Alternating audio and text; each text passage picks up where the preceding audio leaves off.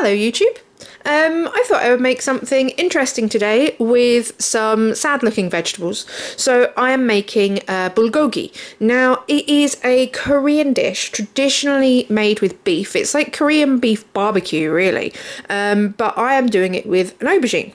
Now this is a gorgeous aubergine. I picked it up from work and the only problem is it has a couple of kind of dinks in it. So rather than writing it off, I'm going to take this vegetable that has a few dinks in it and turn it into something delicious and beautiful.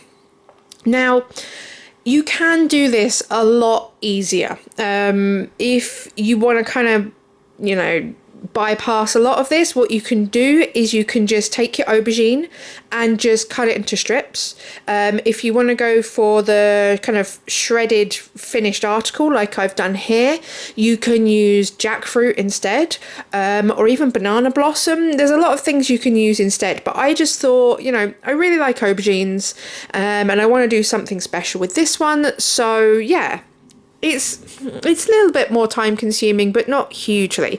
So what I'm doing first of all is I'm just getting rid of the manky bits. So there was a couple of dinks, so I'm cutting them out, and I've also got like a few weird bits on the skin, so I've just taken that off with a peeler. And then what I'm going to do is throw it in my George Foreman. Now the reason behind this is just to soften it a bit, just so that I can shred it. Also, I quite like throwing aubergines in the Foreman because it starts to turn the skin crispy. It really does a good job with aubergines because aubergines can be quite hard to cook. They can be undercooked, crunchy and a bit bitter, or they just turn to slime. I just find that George Foreman's are the way forward for me. Sod putting meat on them, vegetables all the way. So what I've done is I've just thrown it in there just to soften it up, and then I'm taking 2 forks and just shredding it, which is a lot easier than I thought it would be. Aubergines do shred quite naturally very, very well. And then once I've shredded it, as you can see here, it's like real nice strips. I'm just going to leave it to cool down a little bit because if I put it into a pan now, it's going to turn to mush. And just by shredding it and leaving it to cool slightly while I do the rest of it, it's going to hold its shape a lot better.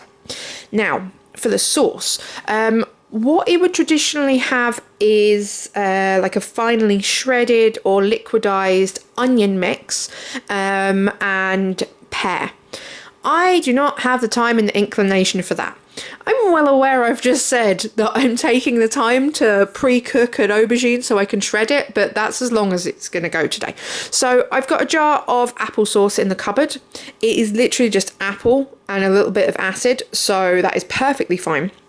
I'm using applesauce, soy sauce, brown sugar, sesame oil, garlic powder, because I use garlic powder in everything instead of like mincing garlic cloves.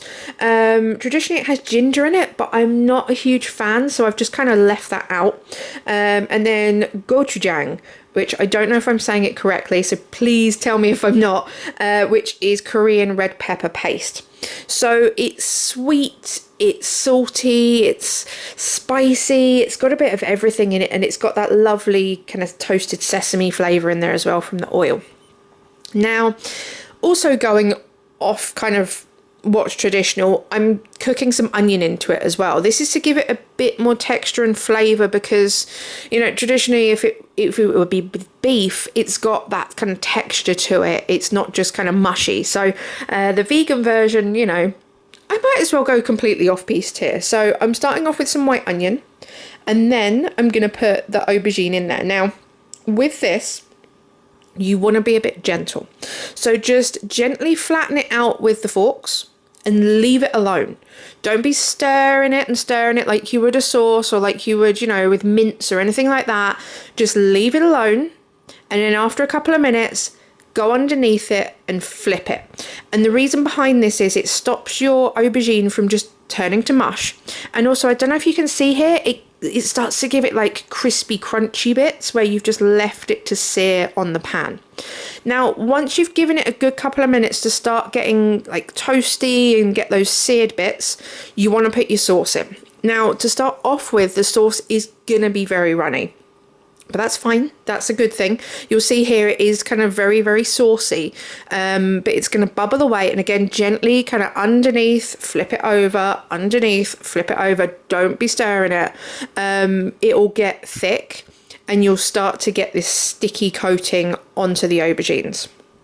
And it is wonderful because, you know, the sugar starts to kind of caramelize. You've got your applesauce there. It all just thickens up beautifully.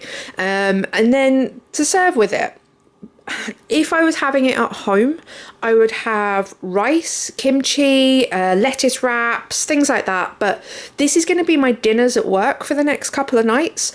So I'm going for rice noodles, which I've cooked and then refreshed in cold water because it stops them from cooking. It lets them keep their texture. It stops them going mushy, and you know, it's just a whole lot easier. So you boil them and then you refresh them in cold water just to stop the cooking. I've got fresh veggies to go with it. Again, this is like a textural thing because the bulgogi is going to be quite soft.